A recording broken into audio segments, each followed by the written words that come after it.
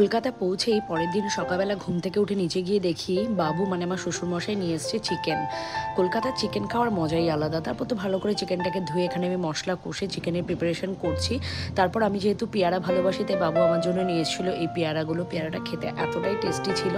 তো ফাইনালি আমার এখানে চিকেন রান্না হয়েও গেছে। আর বাবা যেহেতু চিকেন খায় না তাই বাবার জন্য আমি একটু করে নিয়েছিলাম কালো জিরে টমেটো দিয়ে রুই মাছের মানে কষা টাইপের আর কি, মাখা মাখা।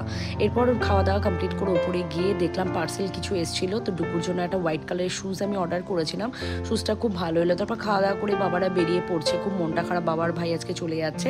তারা বেরোতেই বাস্কেট থেকে কিছু অর্ডার করেছিলাম জিনিসপত্র, সেগুলো চলেও এলো। তারপর সন্ধ্যেবেলা রেস্ট নিয়ে আমরা বেরিয়ে পড়লাম পুচকুগুলোদেরকে পুজোর জামা কাপড় কিনে দিতে। তো সেখানে গিয়ে ফাইনালি আমরা সমস্ত কিছু ড্রেস কেনাকাটি করে এরপর পেয়ে গেছে খিদে। কলকাতায় এসছে আর প্রথম দিন বিরিয়ানি না খেতে হয়, সেখানে গিয়ে খেলাম তন্দুরি আর আমাদের সবার ফেভারিট চিকেন বিরিয়ানি। কেমন লাগলো ভিডিওটা অবশ্যই জানাবে, ভালো লাগলে একটা লাইক করে দিও। বাই।